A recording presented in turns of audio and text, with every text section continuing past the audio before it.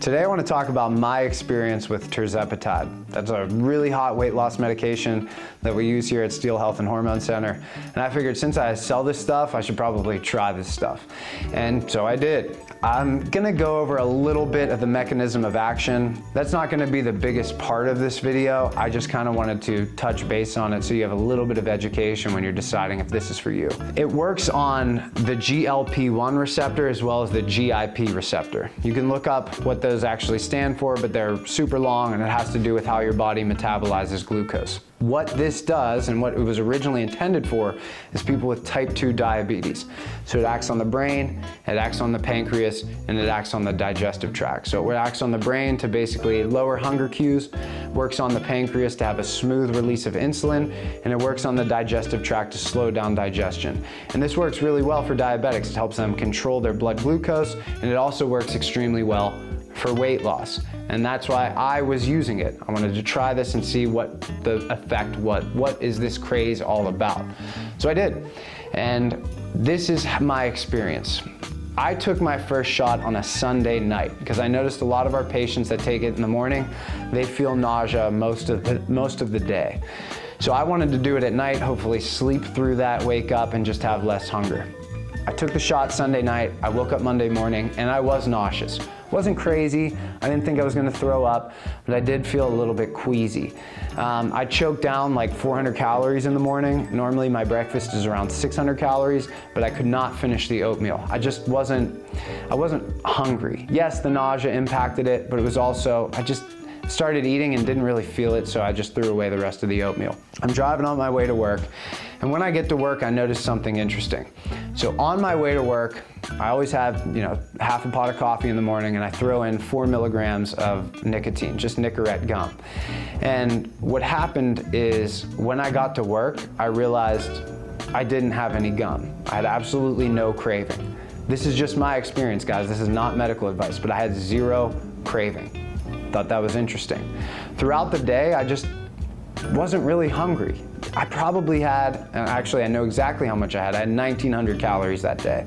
And I had 1,900 calories every day, and mind you, my maintenance is 2,700 calories. So I was in an 800 calorie deficit every single day for 5 days. I noticed on Friday night, I started to get hungry again. Saturday and Sunday, hunger was normal. It wasn't like a huge rebound effect. I just felt normally hungry. So I ate a little bit more. I was right around 2,400 calories, still in a deficit, but not as deep of a deficit. I decided then to look at the half-life of this medication. And again, I'm not saying that this is what you should do. This is just what I did. The half-life of Tirzepatide is 5 days, which makes a lot of sense.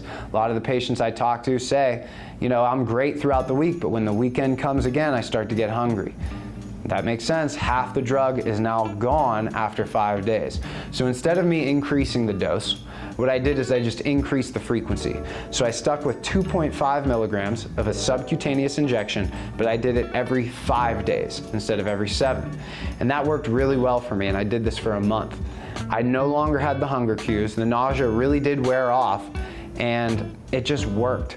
Again, listen to your doctor. You should listen to our doctors here at Steel Health and Hormone Center. I'm just telling you what I did. I did that for a month. I was able to maintain a deep calorie deficit quite easily for a full month. And over the course of that month, I lost 7 pounds.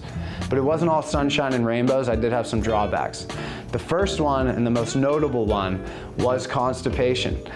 It really did slow down my guts. I'm about as regular as anybody you've ever met, and it was not the same when I was taking this medication. I chalk it up to 2 things. Number 1, obviously the medication slows down digestion. That has something to do with it. But number 2, I was eating significantly less calories. And now I was eating extremely healthy, whole foods, high fiber. I was getting my fruits and my vegetables, but you just have less intestinal bulk. And when you do, you have less to pass out of you. So that was the first major drawback I had, and really the only major complaint I have with that medication was constipation. The nausea wears off. It's nothing crazy, at least not for me, and I found that very tolerable. The second thing I noticed had to do with my performance in the gym. So I'm very in tune with my body. I lift weights all the time. If you watch this channel, you know that's the bulk of this channel is me lifting weights, eating, gaining weight, and losing weight. I noticed that. Here's an example. I did a chest day with our chiropractor here, Dr. Anthony Petrarca, and I just jumped in on a bench press with him. They were doing 5 sets. We pyramided up. I can always bench. I've been able to bench 315 for over a decade. I could not hit 315. I hit a 300-pound grinder. I wanted to do it for 3. I did it for 1, and that was it. Like, man, I'm spent. That's all I had. Is this a result of the medication? I'm unconvinced. I don't know how that would hurt my performance, just the mechanism of action of this medication. I think it had more to do with the deep calorie deficit that I was able to maintain. So what I like to do typically when I'm dieting is I have a small calorie deficit and I'll extend it for 8 weeks, 10 weeks, 12 weeks, however long I need to get into single-digit body fat. I was able to maintain a very deep calorie deficit. So I think that my drop in performance was more of a result from the deep calorie deficit than it was the actual medication. So a couple takeaways that I think, let's say you're watching this, you should always be doing this under the supervision of a medical professional like we have here at Steel Health and Hormone Center. But there's a couple takeaways. The first one is you have to do things that are good for digestion. You have to drink your water, you need to have your fiber, you need to move. You're already slowing down digestion. If you're gonna eat the typical American diet, you don't drink enough water, and you do no exercise, you're compounding already a dietary and lifestyle habit that slows down digestion with a medication that is known to slow down digestion, which I think is a recipe for disaster, really. We read these stories of people that they come in and they'll actually freeze their stomach and they're in bad shape. I'm not saying that you can prevent that by doing things that are good for your digestion, but it just makes sense intuitively for me to say that you should do all the right stuff for digestion. The second thing is you want to give your lean tissue a reason to stick around. So for me, I was having over 200 grams of protein per day on a 1900 calorie diet, which is tough, but I was able to do it with shakes, chicken, eggs, beef. You need to give your body the nutrients to maintain lean tissue, and you need to give the lean tissue a reason to stick around. And you do that with resistance training. So if you just want to come in, take a shot, and think that you're going to be healthier, maybe a little bit, because if you're losing significant body fat and you're obese, it's probably the right move for you. I can't say that definitively, I'm just saying intuitively that makes sense. If you're over fat, if you can lose fat, that's great. But you want to predominantly lose body fat, and you do that by high protein and resistance training. And I think the last thing is, and this is more of an aside, there's a lot of people that are taking these medications off of just strange websites where the label literally says not for human consumption. I think that's extremely dangerous. I think that's extremely dumb. I think, yeah, you might save $50 on a vial of Tirzepatide, but what's the risk? It literally says on the bottle, not for human consumption.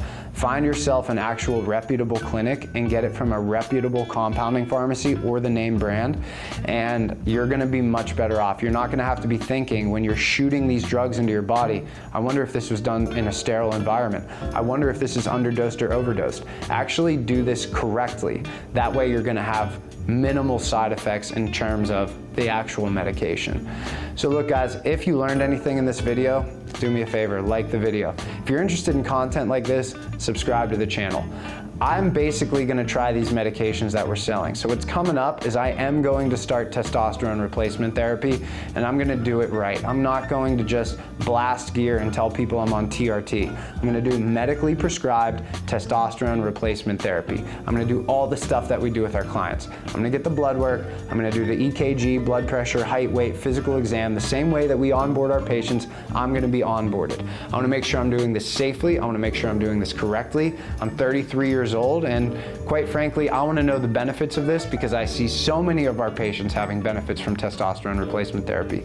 So if you're interested in seeing that type of content, do me a favor, let me know in the comments below. Let me know what other medication you want to learn about. So again, guys, like the video, subscribe to the channel, and I'll see you in the next video.